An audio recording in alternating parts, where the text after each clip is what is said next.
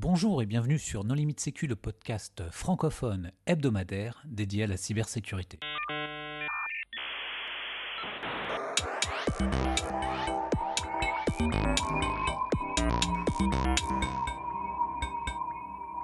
Alors en préambule, une petite promotion pour la conférence Auvergnac dont le CFP est encore ouvert. Et pour ça, j'ai avec moi Pierre et Florent qui vont me parler un petit peu de cet événement.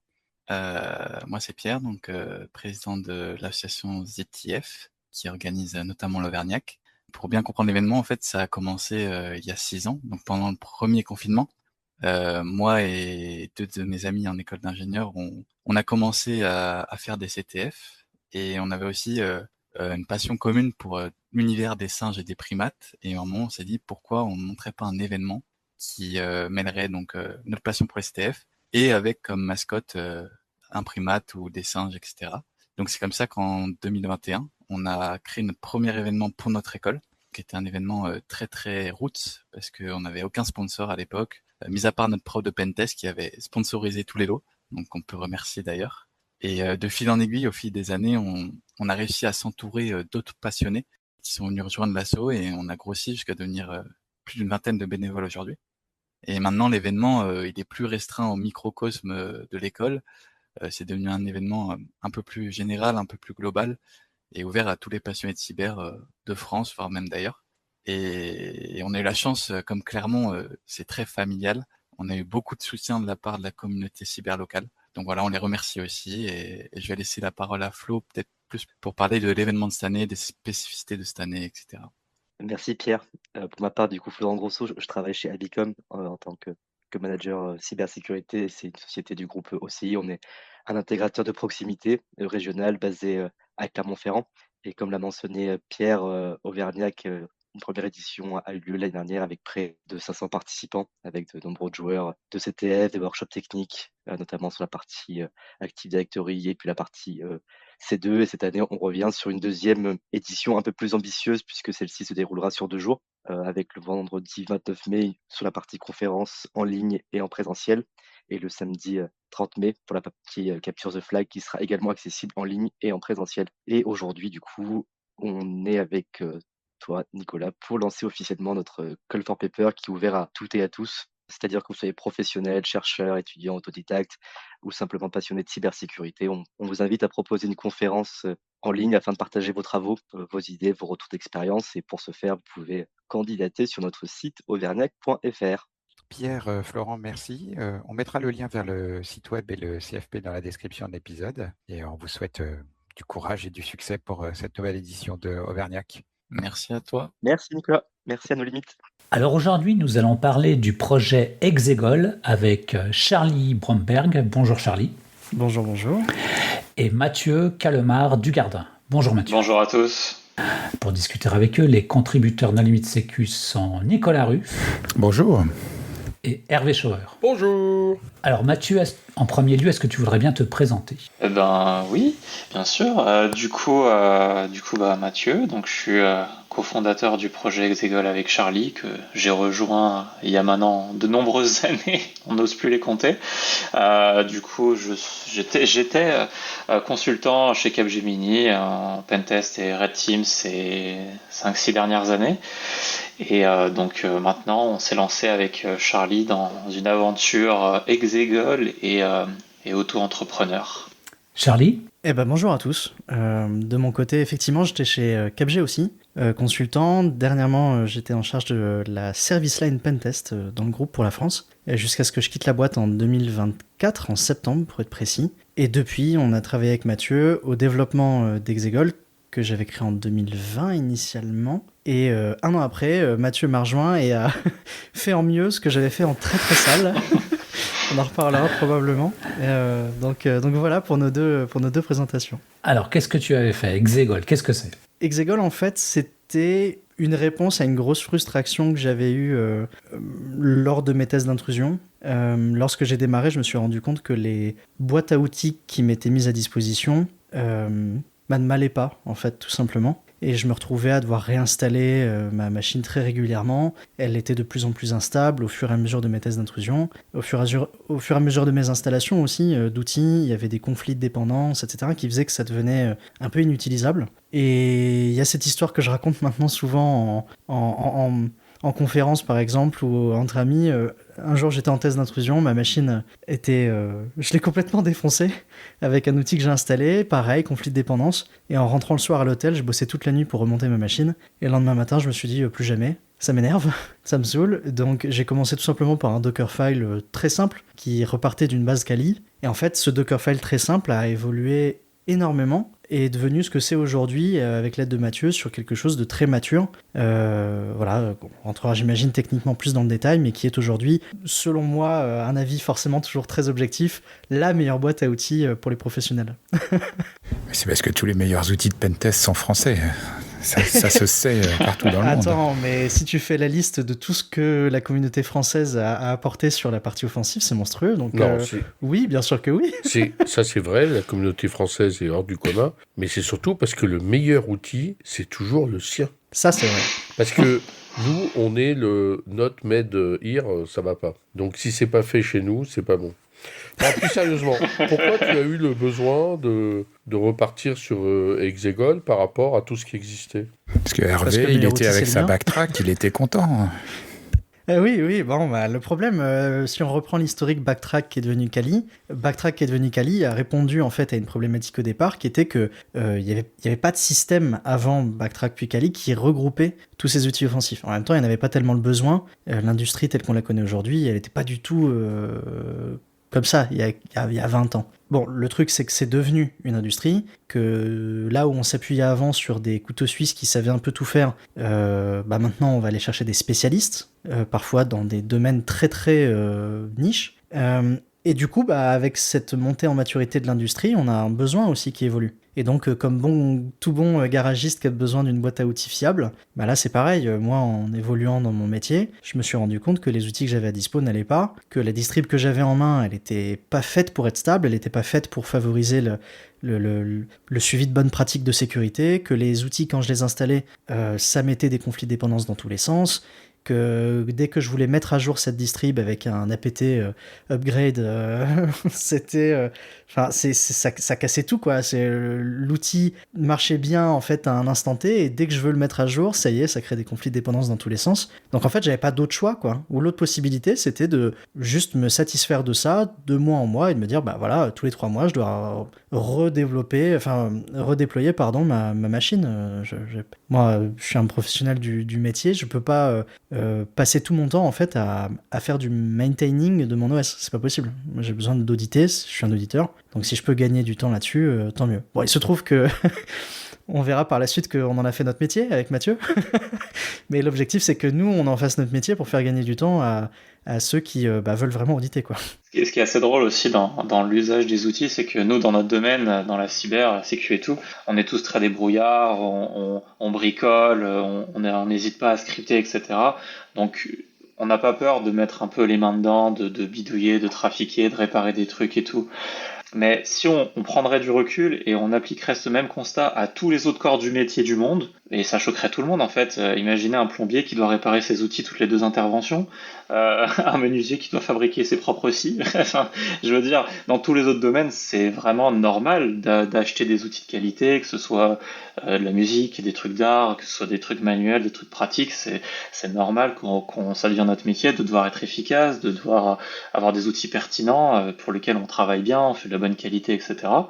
Et en fait, c'est juste la même chose appliquée à notre domaine. C'est très bien de savoir bidouiller, c'est très fun aussi de temps en temps, mais quand notre métier, on a des besoins critiques, d'être efficace, fiable, d'aller vite, d'être performant et de moins s'embêter avec les soucis un peu stupides, on veut s'orienter vers des outils et des environnements qui sont pensés pour un usage professionnel en fait.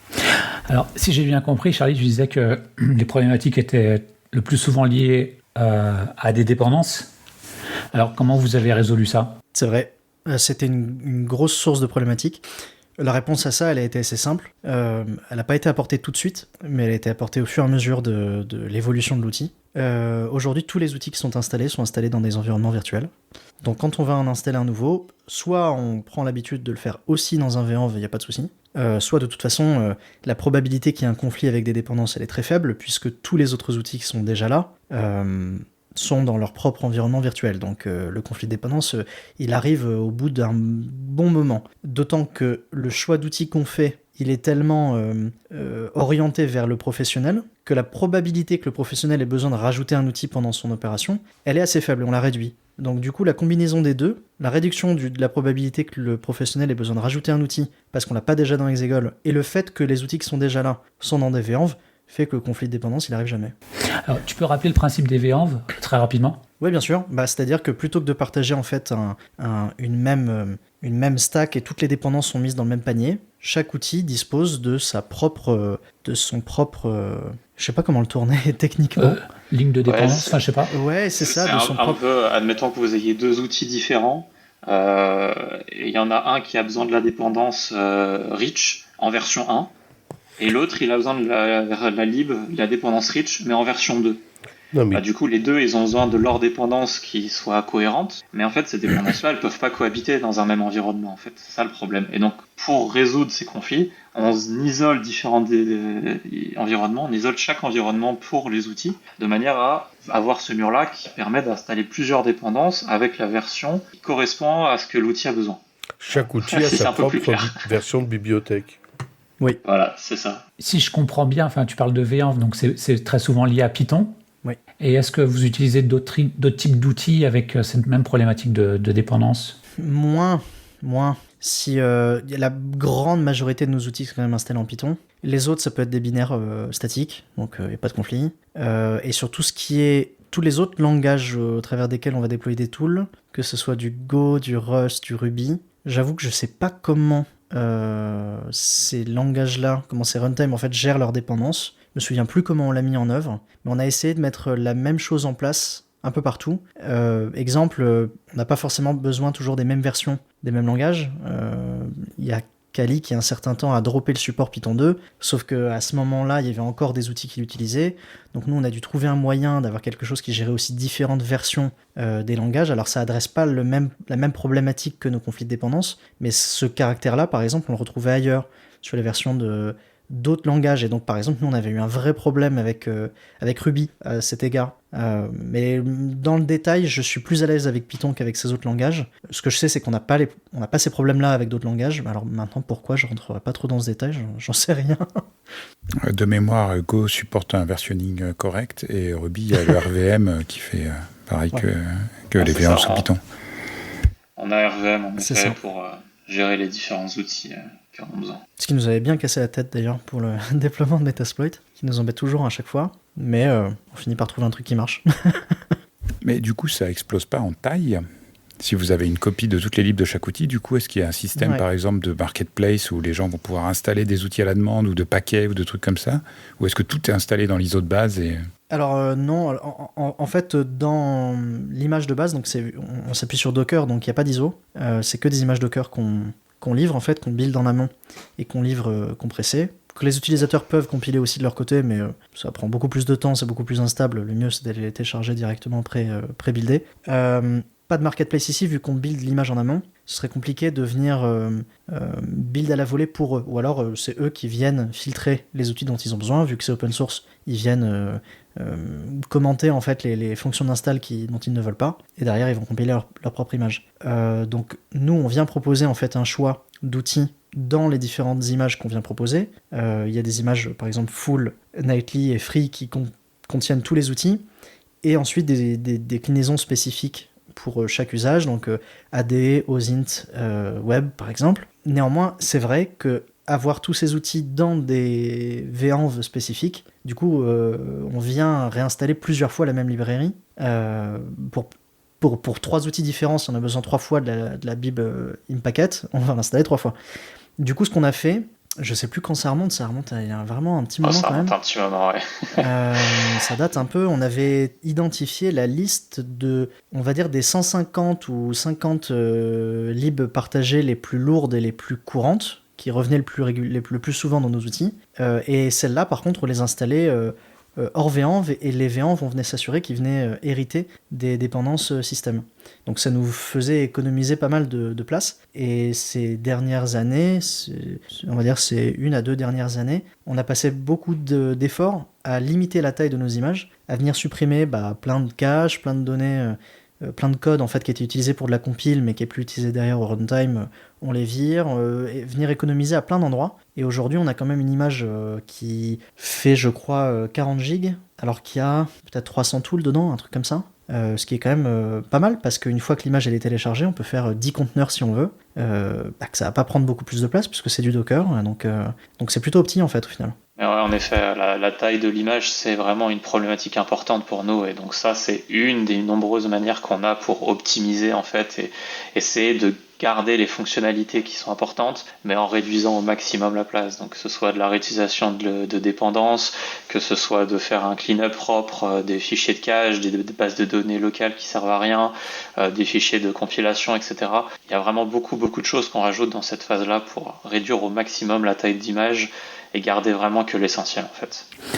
Alors il y a les VANV, et là tu viens de parler de Docker. Ils te servent à quoi les Docker dans ce contexte? En fait, les Docker, tout le design en fait d'Exegol, ce qui fait vraiment qu'Exegol est unique, c'est pas juste le fait qu'on a créé un nouvel environnement stable. En fait, c'est tout le design qu'on a mis autour.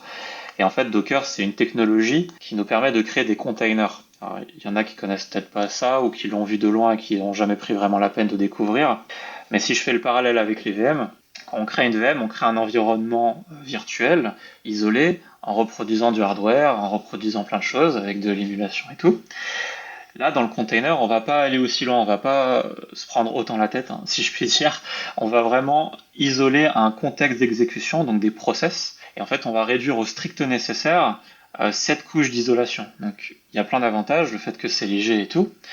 Et en fait, ce nouveau design, cette nouvelle approche de travailler, elle a vraiment pas mal d'avantages. Et du coup, Exegol, c'est travailler non plus avec des VM comme on a l'habitude avec des Kali et autres, mais c'est de travailler avec des containers en fait. Donc l'image dont Charlie parlait, en fait, ça va être l'environnement par défaut, le template. Donc si on fait toujours le parallèle avec les VM, on pourrait le comparer à des fichiers ISO. Vraiment, c'est notre template, c'est vraiment notre environnement par défaut. Donc ça, je le télécharge avec Exegol. Et à partir de ce template-là, cette image, je vais pouvoir créer autant de containers que je veux. Et donc on va avoir un wrapper, donc la commande Exegol, qui va permettre de manager ces environnements. Donc d'en créer des nouveaux, de les supprimer, d'ouvrir des sessions, d'exécuter des commandes. Il y a vraiment beaucoup de choses qui sont faites, orientées user experience. Donc là où Docker il est très technique et la commande elle peut être assez difficile à utiliser. Le wrapper lui il va donner plus une interface fonctionnalité à l'utilisateur, orientée sur est-ce que tu as besoin de VPN, est-ce que tu as besoin d'interface graphique, est-ce que tu as besoin de partager des choses en particulier, etc. Donc vraiment des options orientées à features et user experience, de créer ces fameux containers à partir de l'image. Et chaque container, du coup, c'est un environnement isolé. C'est comme si on crée à chaque fois une nouvelle VM. Mais comme c'est léger, l'image, on l'a téléchargée une fois, elle pèse peut-être 40 gigas. Mais dès que je crée un nouveau container, ça rajoute 0. Pourquoi ? Parce qu'en fait, l'image, elle est réutilisée, mais en read-only. Donc, Docker a un fonctionnement par couche. Et je peux créer 100 containers. Ça va pas faire 100 fois 40 gigas. C'est pas le cas. Il y a toujours mon image 40 gigas une seule fois. Et je vais pouvoir ajouter autant de choses que je veux, en fait. Donc ça permet d'isoler les projets, ça permet d'avoir et du lab et des projets pentest, red team, et de pouvoir faire du développement si j'ai besoin de compiler, et de pouvoir un truc jetable pour tester un truc en one shot, etc., etc. Et les outils Python, tu les utilises à partir de ces conteneurs ou directement depuis l'OS ? Non, en fait, depuis l'OS, on installe le wrapper qui permet de manager ces environnements. Et le but, c'est que l'hôte reste le plus propre possible. D'accord. Parce qu'en fait, quand on commence à installer des choses sur l'hôte, ça vient rajouter du risque, on va dire. Si on installe sur l'hôte un outil vérolé, si on installe une backdoor sans faire exprès, ou même si on installe quelque chose qu'on oublie et qu'on va jamais mettre à jour, peut-être qu'un jour, il y aura une vulnérabilité sur cet outil, etc. Donc en fait, l'intérêt aussi d'Exegol, c'est de rendre l'hôte le plus restreint au minimum, vraiment limité au maximum à la bureautique, à son navigateur, à vraiment des choses légitimes qui sont facilement maintenables. Et en fait, Exegol va juste manager ces environnements. Et quand on a besoin de faire de l'offensive, d'accéder à ces commandes, on rentre dans notre environnement Exegol, donc on rentre dans le container, on obtient un shell en fait, classique. Et là, on a accès à tous les environnements, tous les outils, l'écosystème Exegol, etc. Et là, on peut avoir accès à ces outils, à tout qui fonctionne, isolé de l'autre, avec plein de choses à faire. En fait, initialement, quand je me suis dit, bon, ce système que j'ai actuellement me saoule, c'est-à-dire utiliser des qualis qui pètent souvent, ou me mettre sur des VM qui sont pas forcément les plus stables et tout, je me suis posé la question de, ok, sur quel techno je vais m'appuyer pour essayer de faire un outil qui me conviendra à moi, et un outil qui par la suite a convenu à d'autres. Il y avait plusieurs possibilités qui se sont présentées à moi. La première possibilité, c'était de faire de la VM, c'était de faire du monolithique, on va dire, de refaire en fait une autre distrib, un autre système d'exploitation, à déployer soit en bare metal, donc directement sur sa machine, ou au travers de VM. Mais en fait, la VM, au final, quand notre machine elle est prête, elle prend quoi ? 1 minute, 2 minutes à démarrer. Si je veux avoir en fait 3 environnements en parallèle parce que je fais un CTF, parce que je m'entraîne sur une certif et parce que j'ai une mission client, qu'est-ce que je fais ? Je fais du système de snapshot, je fais des clones liés, enfin le truc est instable au possible. Et puis je pense que c'est arrivé à de nombreux auditeurs de se rendre compte parfois que leur machine, Kali, Parrot ou autre, que sais-je, à un moment décide de plus démarrer dans leur VM pour je ne sais quelle raison. Donc là, on a l'air malin. Et donc, assez simplement, je me suis dit, la VM n'est pas une option pour moi. En fait, ce système-là, monolithique, n'est pas une option. D'autres l'ont déjà exploré, donc je ne vais pas réinventer la roue à ce niveau-là. Tant qu'à faire quelque chose, autant changer un peu et s'appuyer sur Docker. Et comme le disait Mathieu, Docker, utiliser ça en CLI, c'est un peu lourdingue. J'ai pas tout de suite commencé à coder un wrapper autour de ça. En fait, le projet a évolué au fur et à mesure. Au départ, c'était juste pour moi un Dockerfile que j'utilisais en command line, mon Docker build, mon Docker run, etc. Au final,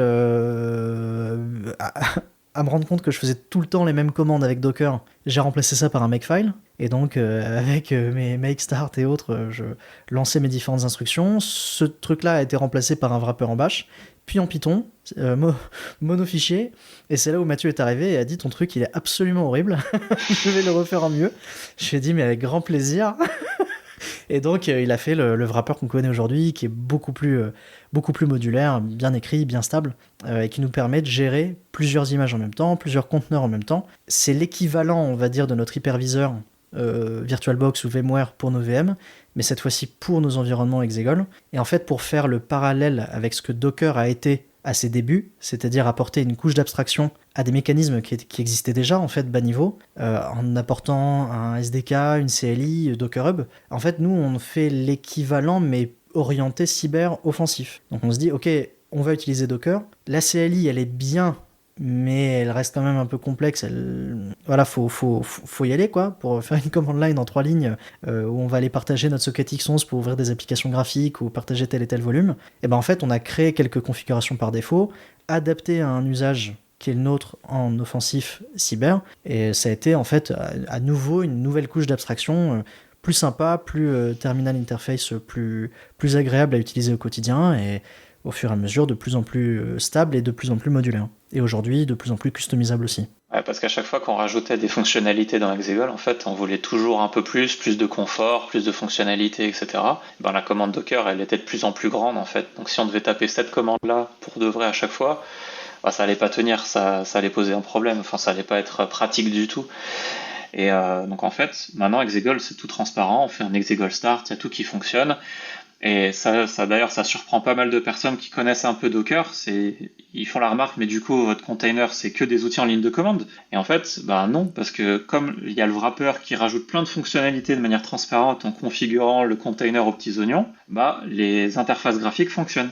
C'est-à-dire que votre commande Exegol, votre container s'exécute. Dedans, vous allez pouvoir lancer un Firefox, un Bluedown, toutes les applications GUI que vous voulez. Elles vont popper dans votre environnement graphique. Parce que par défaut, le wrapper va partager cet environnement graphique avec le container. Du coup, les deux sont liés et vous avez un confort de travail qui est extra. Bon, mais alors une fois que j'ai Exegol, le pentest, il faut le faire quand même. Il n'y a pas un orchestrateur qui lance tout dans le bon ordre et qui fait le pentest tout seul ? Non, l'orchestrateur, il a un TGM, il s'appelle le pentester. Mince Il le alors. fait à la main. Mais vous n'avez pas mis une IA locale pour le remplacer? Non. Non, parce que pour le coup, Mathieu et moi, on vient tous les deux du même. On a le même background technique offensif. On a été auditeur, pentester, red teamer. On sait que l'IA peut remplacer beaucoup de choses, mais pour le coup, les petits problèmes logiques qu'on rencontre au quotidien chez des clients, ouais, peut-être un peu moins. Donc, sur certains éléments de config, il y a déjà eu des outils qui automatisent beaucoup de choses, et probablement qu'avec un petit coup d'LLM bien préparé, ça peut aller loin. Pour autant, je pense que ça remplacera jamais réellement à 100% l'auditeur. Merci. Le pentester restera un artisan. Oui, mais alors, est-ce qu'il n'y a pas un petit outil qui regarde tout ce que fait le pentester et qui génère le rapport? Non, mais c'est une excellente Mince idée de alors. business. C'est une excellente idée. Ça pourrait, mais c'est pour ça que sur ces 2-3 dernières années, on a vu de plus en plus de business aussi naître grâce à des LLM qui sont de plus en plus précis, qui sont de plus en plus préparés aussi en fonction de certains use cases. On n'est pas à l'abri qu'il y ait des boîtes qui, à l'avenir, ou nous, j'en sais rien, qui nous disions, ok, bah, on va faire aussi nous notre propre modèle qui est adapté à de la sécu offensive. On lui fait bouffer dans tous les sens de plein de rapports, de plein voilà. Mais il y aura toujours cette petite part d'humain, voilà, à laquelle une IA peut pas se soustraire. C'est pas possible. Non, mais ne serait-ce que parce que dans un contexte client, il y a toujours un truc inattendu, une techno improbable que jamais personne n'a jamais vu. Ouais, mais au-delà de la techno, il y a aussi des pratiques. Et ça, c'est pour ceux qui enchaînent un peu les tests d'intrusion, web, Active Directory, reverse ou autre. Il y a un petit côté instinct quand même, où on se dit, ah, attends, je crois que j'ai compris pourquoi ils ont mis telle politique en place, ou alors je crois que j'ai compris qu'en fait, là, il y a une espèce de template de mot de passe, pas parce qu'il suit une certaine structure répétable qu'une IA va pouvoir comprendre, mais parce que, en fait, j'ai trouvé un sens derrière. Parce que je suis en train de décoder le truc et je me dis, ah oui, mais attends, mais ça correspond à Workstation, ça correspond à Admin, attends, je regarde, je réfléchis, et si j'essayais de guess le mot de passe de l'admin du domaine, et ben c'est bon, en 5 tentatives, je l'ai trouvé. Donc ça, c'est des choses qui sont déjà arrivées. Je suis pas sûr qu'une IA, en tout cas pas pour le moment, soit en mesure de prendre cette autonomie et cette créativité. Bah, elle peut pas deviner ce qu'elle ne saura jamais. L'historique de la boîte qui a fusionné tel département qui s'est séparé en deux. Tout ça, ça a des conséquences sur des configurations plus ou moins bancales. Là, il n'y a que le pentester. Moi, je suis entièrement d'accord, hein, mais c'est juste pour faire comme tous les trucs modernes où on pense que l'IA va nous remplacer. Alors, par contre, je me permets de pondérer, l'IA va par contre clairement nous outiller. Ça, c'est certain. Et aujourd'hui, on a chez les auditeurs qui prennent le tournant, et c'est valable, je pense, dans tous les corps de métier qui se sentent en danger, ceux qui prennent le tournant et qui apprennent à l'utiliser et à en faire un outil sortiront gagnants de cette bataille. Ça, c'est certain. Bah, il y a déjà du fudging, il y a déjà plein de choses qui sont faites avec l'IA. Ouais. Mais même au-delà du fudging, imaginons, tu fais passer tout ton output, tu le fais lire, tu te fais conseiller par une IA qui a un RAG hyper spécifique et tout. Tu peux peut-être mettre le doigt sur des trucs qu'auparavant tu aurais loupé. Donc non, ça te remplace pas. Par contre, est-ce que ça peut t'épauler ? Ah oui, très certainement oui. Parce que pour le coup, toi humain, nous dans notre métier, on est limité par le temps, on a des contraintes de ressources. Peut-être que d'avoir une machine en fait à côté qui ne s'épuise jamais et qui a en fait en tête une base énorme de 20 ans de CVE et d'exploit public. C'est l'exhaustivité, l'IA. Voilà, exactement. Après, comme on a introduit aussi Exegol, on l'a tourné vraiment comme une boîte à outils. C'est-à-dire que c'est censé être vraiment la caisse de l'auditeur. Du coup, le jour où l'IA, on aura des outils IA très perfectionnés qui viendront aider l'auditeur, on l'ajoutera. Mais Exegol, c'est pas un outil qui est là pour remplacer l'auditeur. C'est vraiment là pour l'outiller. Et dans cette démarche et dans cette philosophie, dans Exegol, on a mis beaucoup de choses en place pour faciliter la vie de l'auditeur, pour pas le remplacer du tout, mais pour lui donner des outils et des astuces, on va dire, pour faire son travail plus vite et plus efficace. Là, récemment, par exemple, on vient de sortir Exegol History. C'est un petit module qu'on a rajouté qui permet d'avoir une base de données locale sur tous les credentials qu'on a récupérés au cours de l'audit. Parce que du coup, on commence avec aucun creds, donc c'est vide. Mais après, on va avoir un premier utilisateur low level, on va avoir un deuxième utilisateur qui est du support, un troisième qui est admin de serveur, un quatrième qui commence à être DA et tout. Et parfois, dans ces kill chains, on doit switcher d'un utilisateur à l'autre. Et ben en fait, grâce à cet outil-là, dans cette base de données collecte ces identifiants, on peut sélectionner quel utilisateur on est en train d'utiliser d'impersonate pour travailler. On peut facilement switcher de l'un à l'autre. Et cet outil, il est combiné avec un autre outil, enfin une autre astuce d'Exegol qui est l'historique. Et en fait, contrairement aux OS classiques, l'historique, au début, quand vous installez votre machine, il est vide. C'est normal, vous avez tapé aucune commande. En fait, dans Exegol, volontairement, l'historique, il est déjà rempli. Il y a plein de commandes, en fait, dans votre historique avec votre container. Mais cet historique, il n'est pas là par hasard. En fait, c'est nous qui mettons des commandes template. Donc, c'est quoi votre syntaxe pour faire un Nmap? C'est quoi votre syntaxe pour un CB client? Pour X commande de inpacket, etc. Donc, il y a plein de templates. Donc, un auditeur qui sait ce qu'il fait, qui maîtrise ses outils et tout, là-dessus, il n'y a pas de question. Il veut juste aller vite. Il fait CTRL-R et allez, je cherche ticketer, hop, c'est bon, je l'ai, entré. Je cherche à faire mon Nmap, CTRL-R, je cherche ma commande en Fuzzy Finder, entrée. Et comme ça peut aller très vite. Et combiné justement avec ces credentials, nos commandes dans l'historique, elles ont des variables $user, $password, etc. Ce qui fait qu'il y a vraiment juste à faire CTRL-R, entrée. S'il y a besoin de modifier la commande parce qu'on veut un comportement un peu différent, il y a juste besoin de rajouter les quelques paramètres, mais au moins il y a la syntaxe globale qui est déjà présente. Et sinon, ça peut aller vraiment très vite. Donc dès qu'on a un credential, si on parle par exemple d'AuditAD, on met nos credentials dans l'Exegol History, ils sont chargés dans nos variables d'environnement, et tout de suite dans les nums, CTRL-R, bluedown.py entrée, CTRL-R, mes get-user, SPN et compagnie, je cherche mes Kerberos-roasting, etc., etc. Ah, c'est bon, j'ai eu des hash, CTRL-R, H4, Kerberos-roasting, paf, j'ai la commande. Donc, c'est vraiment plein de petites astuces Exegol aussi, qui ont été mises là parce que nous-mêmes étions clients en fait. C'est vraiment un outil qui a été créé par des pentesters red teamers pour des pentesters red teamers. Et à chaque fois dans notre daily life, quand on rencontrait un point un peu bloquant, un peu lent, un peu là il y a la répétition, là je perds du temps à aller chercher à chaque fois de faire un -h pour voir mon truc. Ah là peut-être qu'on pourrait automatiser. À chaque fois qu'on avait cette réflexion avec Charlie, on se disait tiens, et comment est-ce qu'on pourrait gagner une demi-seconde ici, une minute par là, etc., etc. Et en fait, ça, ces astuces, on pourrait vous en lister toute la soirée, mais ça s'additionne. Tout le temps que tu fais gagner, après la question, c'est est-ce que c'est du temps libre en plus pour toi, ou est-ce que c'est l'employeur du pentester qui augmente sa marge ou... Nous, on part du principe qu'on ne va pas venir infantiliser nos utilisateurs. Donc si l'utilisateur, il a la liberté de faire ce qu'il veut de son temps libre, il le fait. Si c'est son employeur qui a la main mise là-dessus, c'est pas notre problème. Nous, notre problème, c'est que si on fait le calcul, que sur 300 commandes qui sont exécutées sur une semaine de temps pour un pentester, il perd 15 secondes par commande à retaper son user, à retaper son mot de passe et à changer sa commande, à faire un -h pour savoir quelle est l'option en réel, est-ce que c'est 2 tirets ou 1 tiret pour mettre un remove mic ou un remove target. Ah oui, c'est 2 tirets au lieu de 1, pardon, je me suis trompé. 15 secondes fois 30 pentests dans l'année, il vient de passer un 35 heures à corriger des commandes, en fait, juste. Donc si on multiplie ça par 10 000 utilisateurs, en fait, on vient de faire économiser à notre base d'utilisateurs 10 000 fois une semaine de 35 heures. Donc, la question, c'est comment font les pentesters qui n'utilisent pas Exegol, alors? À l'arrache, qu'est-ce que je te dise? Oh là là. Non, pardon. Non, on m'a dit qu'il fallait être bienveillant. Non, mais vous avez une idée du nombre de pentesters qui utilisent Exegol?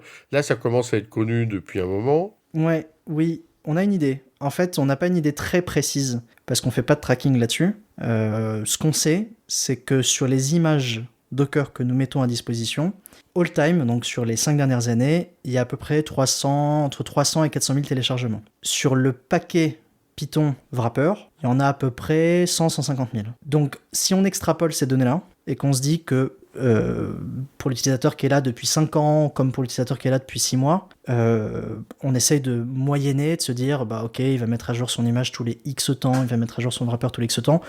On pense qu'on a à peu près, au bas mot 10 000, et en étant très optimiste, 30, 35, mais on doit être à peu près sur 10-20 000 utilisateurs, je pense, Exegol, extrapolé de ces infos que je t'ai données là, qui est 300-354 téléchargements d'images. Voilà, si on se dit que le gars il le met à jour tous les 3 mois, voilà, ça nous donne un peu notre conclusion, quoi. Et donc Exegol, c'est un projet open source, oui, mais c'est aussi une société. Oui, tout à fait. Depuis juin. Depuis juin 2025. Est-ce que tu peux nous en dire plus? Ah oui, bien sûr, avec grand plaisir. Pour ça, il faut refaire un tour d'historique sur comment le projet a évolué. Et on a vu pourquoi il a été fait. Ce que je vous ai pas dit, c'est pourquoi il a été fait comme ça. Au début, c'était un projet perso. Il me servait à moi. Et c'est tout. Mais moi, ça fait pas 10 000 personnes. Donc comment est-ce qu'on en est arrivé là ? En fait, au début, je travaillais seul sur mes missions. Et puis en fait, au fur et à mesure de mes activités chez mon employeur, j'ai été mis en responsabilité de créer une équipe dans ma région. J'ai créé cette équipe, on est monté jusqu'à 7 personnes. C'était incroyable, c'était génial. Sauf que donc la frustration que moi j'avais rencontrée, eux l'avaient rencontrée aussi.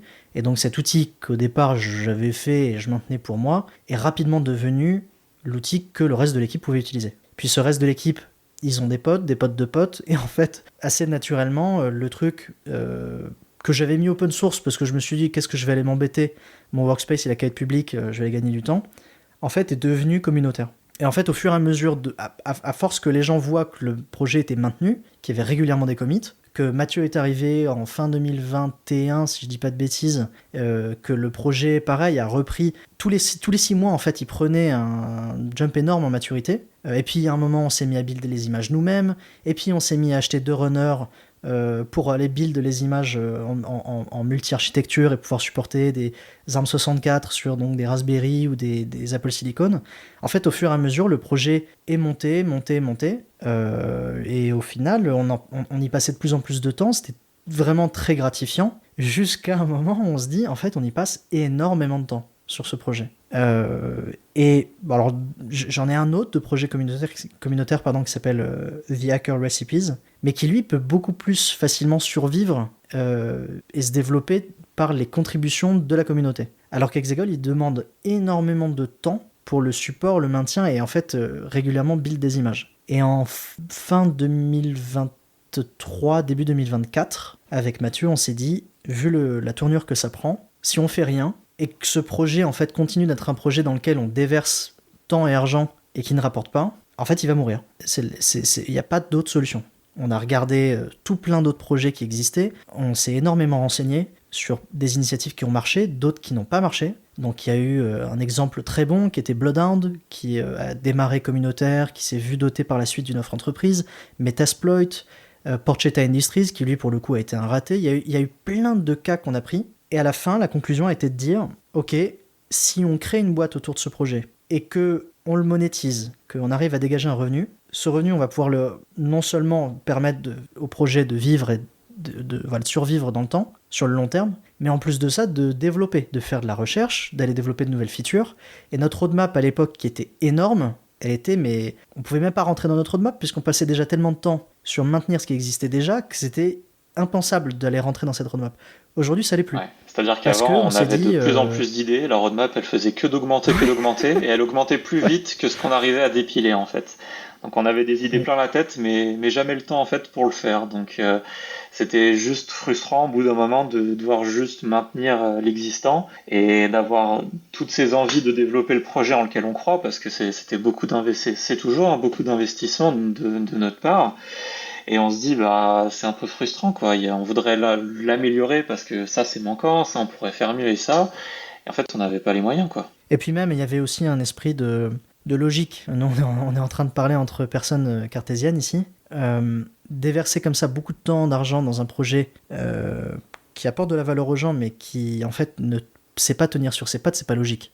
On appelle ça à la limite une addiction, une relation malsaine. C'est pas logique, c'est pas possible de faire ça. Donc ça peut peut-être tenir 2 ans, 3 ans, 5 ans, mais alors au bout d'un moment, il y a peut-être d'autres choses, d'autres éléments de la vie qui viennent s'imposer à vous et qui vous obligent à mettre au second plan ce genre de pet project en fait. Et du coup, l'objectif là-dedans, c'était aussi de le rendre cohérent, ce projet, et de dire, bon, s'il apporte de la valeur aux gens, très bien, mais donc ça veut dire qu'il peut tenir sur ses pattes. À l'inverse, si on commercialise quelque chose on y met tout notre cœur, toute notre bonne volonté, et que ça marche pas, bon alors c'est possible qu'on ait raté quelque chose, mais ça peut aussi vouloir dire que la valeur qu'on pensait que ça apporte aux gens, en réalité, elle n'est pas tout à fait là. Et quelque part, c'est un bon signal pour nous de dire, ça nous rassure dans le fait que s'il faut qu'on lâche ce projet, parce qu'en fait, là, on pense qu'il accorde trop de valeur, ça nous remet au bon niveau direct. Donc là, quelque part, le temps désormais qu'on attribue, il est beaucoup plus cohérent, parce que vu qu'on a des utilisateurs, une base d'utilisateurs qui contribuent soit par du code, soit financièrement en se positionnant comme des utilisateurs, ça donne du sens au projet. Et c'est ça qui nous motive d'autant plus à y accorder encore plus de temps qu'avant. Alors, justement, c'est quoi votre business model? Notre business model, c'est pas compliqué. C'est qu'on a une base de code qui est la même pour toute notre stack, offre gratuite et offre payante. Donc c'est une base open source à laquelle peuvent contribuer les gens s'ils le souhaitent. On a une première offre qui est gratuite dans laquelle nous mettons à disposition une image que nous avons build en amont et qui est mise à jour tous les trimestres à peu près. Et dans la partie payante, on va ouvrir la possibilité aux tickets de support avancés, on va dire, donc plus confidentiel que d'aller mettre un message en plein milieu sur notre serveur Discord de 3000 personnes. On va mettre à disposition 5 images versionnées tous les mois. Donc tous les mois, on va mettre à jour les images AD, OSINT, Light, Web et Full. Et entre ces builds, entre ces versionnings, on va release des images nightly qui, elles, seront pas versionnées, mais voilà, s'il y en a qui souhaitent avoir la toute dernière version de tel outil, même avant la release du mois en cours, eh ben, ils peuvent télécharger cette image-là. Et donc, bon, il y a d'autres choses qui rentrent en ligne de compte que tout ça, mais donc notre objectif, c'est de venir monétiser le temps qu'on passe et les ressources qu'on engage sur le calcul, sur le build de nos images, sur leur mise à disposition, sur le support qu'on va aller apporter, et également dans la partie entreprise, tout l'accompagnement et les features de gestion de licence, on va dire, d'équipe et de rôle pour les utilisateurs type entreprise, dans laquelle il peut y avoir des équipes, voire des sous-équipes parfois. Donc c'est un peu ça notre business model aujourd'hui. Bon, il y a une vraie particularité par contre sur l'open source, c'est que l'open source est très compliqué. Donc certains se diront peut-être où est la douille. Alors je vais vous le dire tout de suite, la douille, on l'assume, elle est chez nous. C'est que on a des checks de licence mais qui sont open source. On a certains trucs qui sont eux pas bypassables parce que c'est des éléments serveurs. Tout notre combat, c'est de dire on fait confiance en fait à notre base d'utilisateurs pour voir. Si le truc marche, alors on sera sur un projet open source qui arrive à avoir un business model qui marche et qui arrive à se développer dans le temps. Et si tout le monde bypass le truc, quelque part, ça sera une énième preuve que les projets open source ne peuvent pas marcher. Ben oui, mais enfin, moi, si je suis russe ou chinois, je vois pas pourquoi, je paierais, je vais bypasser. C'est vrai. Mais par contre, tu pourras pas télécharger. Ce que tu peux bypasser, c'est uniquement en fait le wrapper, localement. Voilà. Tu n'auras pas l'écosystème fiable. Donc tu t'adresses à un marché de gens honnêtes, donc en Europe. Et là aujourd'hui... Je m'adresse à un marché de gens honnêtes ou malhonnêtes, mais que ça ne dérange pas d'avoir des images en retard de 4 mois. Et donc quelque part, ces personnes-là, ça peut être par exemple des étudiants qui n'ont pas forcément besoin de la dernière mise à jour de tel outil. L'étudiant n'est pas malhonnête, il est curieux. Non, c'est pas ce que je dis. C'est pas ce que je dis. Il est pas riche. Au contraire, l'offre gratuite, elle est à disposition des étudiants. Donc, mon point n'était pas du tout de dire que l'étudiant il est malhonnête, c'est pas du tout mon point, mais de dire que l'étudiant il peut se satisfaire de la partie gratuite, largement. La partie payante, elle est surtout faite pour les professionnels. Ce que vous cherchez le plus, ce serait de nouveaux clients payants ou plutôt des contributeurs originaux ou un investisseur pour Exegol ou... Les deux. Les trois, non, les deux. L'investisseur pour Exegol, on n'y est pas. Le contributeur, oui, avec grand plaisir, parce que c'est comme ça que le projet a évolué. C'est avec de la contribution externe. On a des contributeurs aujourd'hui, et c'est pas compliqué. Nous, on part du principe que nos utilisateurs sont des contributeurs, de toute façon. C'est-à-dire que soit ils contribuent au code ou aux idées, et à ce moment-là, ils payent quasi pas, voire pas, leur licence, ou ce sont des contributeurs financiers. Mais dans tous les cas, ils vont finir par contribuer. Parce que sinon, c'est que le projet est un projet dans lequel nous, on déverse quelque chose pour les autres, qui se positionnent en utilisateurs qui vont juste recevoir, et c'est pas notre philosophie. Donc ça, c'est le premier aspect. Deuxième aspect, les clients, oui, n'hésitez pas à contacter, contact@exegol.com. Nous vous répondrons sur les plus brefs délais. Et enfin, le troisième point sur les investisseurs, alors on n'y est pas encore, tout simplement parce qu'on cherche déjà à savoir si ce projet a une cohérence. Non mais je listais juste des idées, c'était pour t'aider à faire des réponses. Non mais c'est une vraie question. Ton besoin, ça peut être complètement autre chose. Non, c'est une bonne question, mais la réponse, pour moi, elle est... Pourquoi est-ce qu'un projet comme le nôtre irait chercher de l'investissement ? Ce serait peut-être pour aller payer de la R&D, pour aller payer des employés ? Non, l'investissement, il faut surtout pas payer de R&D. L'investissement, c'est pour payer du... Non. La R&D... Non, la R&D en informatique, c'est de l'intelligence, tu dois l'avoir par toi-même et te débrouiller par toi-même. Oui. Par contre, là où tu as besoin d'argent, c'est pour des aspects marketing, internationalisation, conquête de nouveaux continents. Voilà, c'est par exemple pour avoir plus de clients japonais, coréens, malais, indonésiens. Voilà. Là, il faut de l'argent. C'est vrai, mais là où je ne suis pas d'accord avec toi, c'est sur la R&D. Nous, on part du principe que si on a un bon produit et qu'on le communique un petit peu, ça vaut autant, voire plus, que d'avoir un mauvais produit et qu'on communique énormément. Donc, alors, moi, je suis d'accord avec toi. Pour avoir le bon produit, il faut avoir la bonne R&D. Je suis d'accord avec toi, mais alors je t'invite à discuter avec tous ceux qui ont fait des sociétés de logiciels diverses et variées. Et tu verras qu'à chaque fois que tu consommes l'argent des investisseurs pour la R&D, tu te plantes. C'est pour ça que pour l'instant, on n'a pas besoin d'investir. Voilà, et je te donnerai des exemples. Donc, c'est pour ça. L'argent des investisseurs, c'est le marketing, le commercial, le développement, pas le produit lui-même quand on produit du logiciel. Et puis, il vaut mieux développer la communauté pour avoir plus de développeurs, plus de contributeurs. Je suis d'accord. Allez, pour conclure, quel serait le mot de la fin ? Le mot de la fin.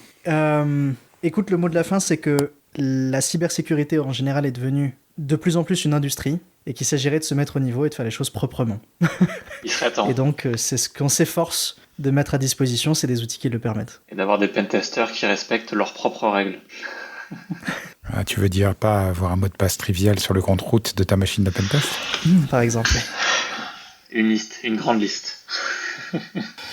Parfait. Eh bien, merci beaucoup d'avoir été avec nous ce soir. Merci aux contributeurs, chers auditeurs. Nous espérons que cet épisode vous aura intéressé et nous vous donnons rendez-vous la semaine prochaine pour un nouveau podcast. Au revoir. Au revoir.